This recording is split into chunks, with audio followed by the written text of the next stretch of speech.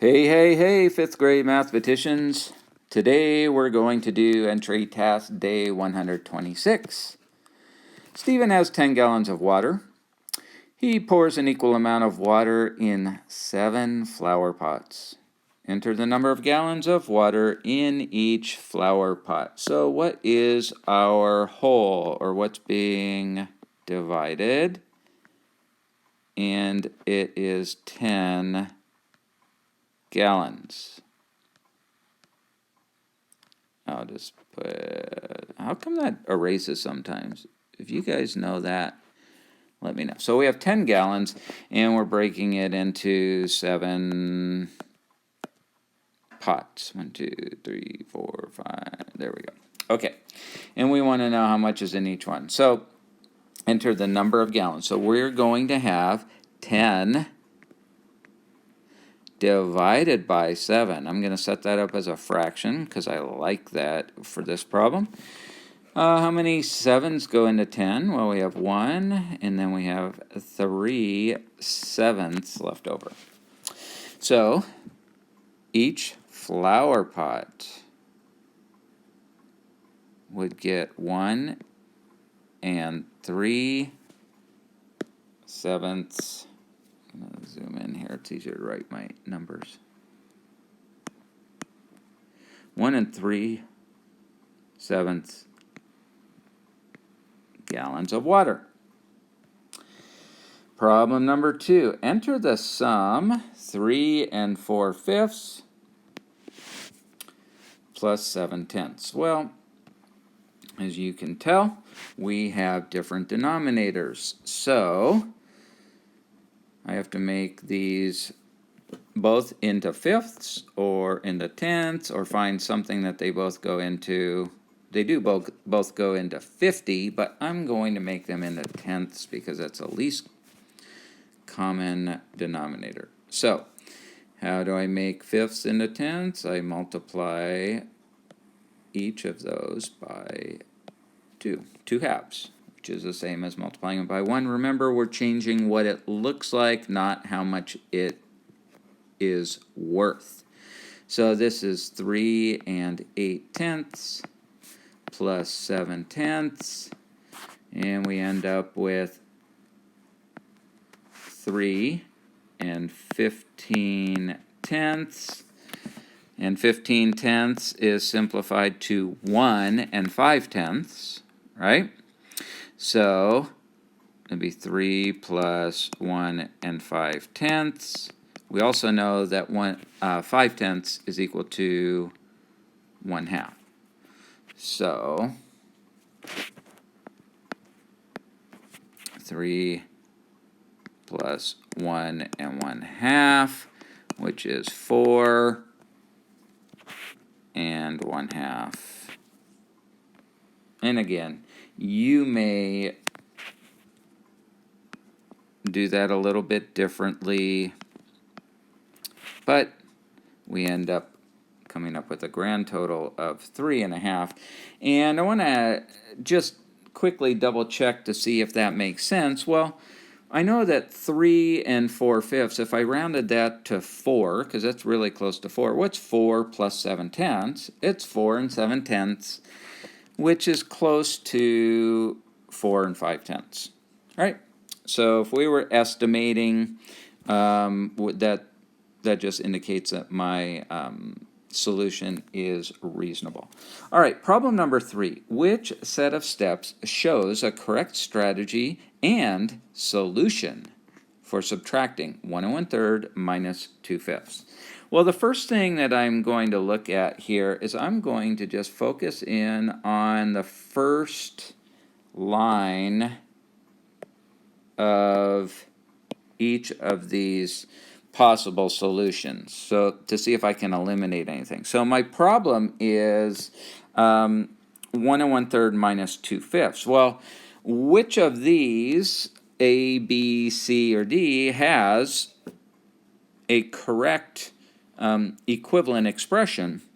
Well, I know that 1 1/3 is equal to 4/3. And A and B both show 4/3. C and D have 1/3. Well, that's not a correct expression because this is a mixed number. And if I look at my solution, that's not going to work. Okay. So I'm down to A and B, and I look at A has 4/3 times 5/5. Okay, and I know that 5/5 is equal to 1, so 4/3 times 5/5 is 20/15. So expression A is the correct one because we have equivalent expression. So 4/3 is equal to 20/15. 4/3 is not equal to 4/15. That doesn't make any sense.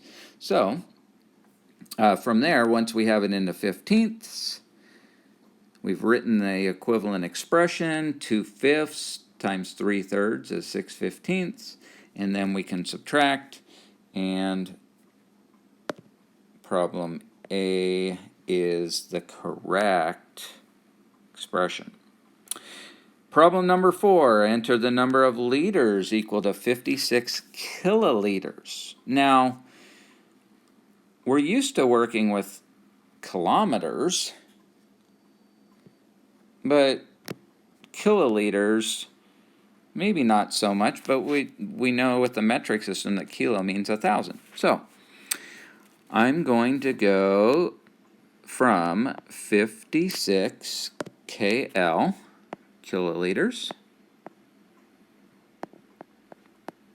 to liters. And again, I'm going from a larger to a smaller unit of measure. And when I go from larger to smaller, I multiply. Why am I putting an M? I'm going to put an X. I don't know. But you understand what I'm talking about here. So, larger to smaller unit, I multiply. Okay, so let's do our conversion. I know kilo means 1,000. So 1 kiloliter equals 1,000 liters. So what is 56 times 1,000 liters? Well, it's 56,000 liters.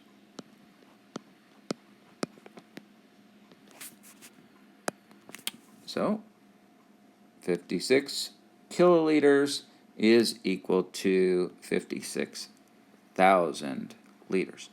And problem number 5, use the graph to answer the question.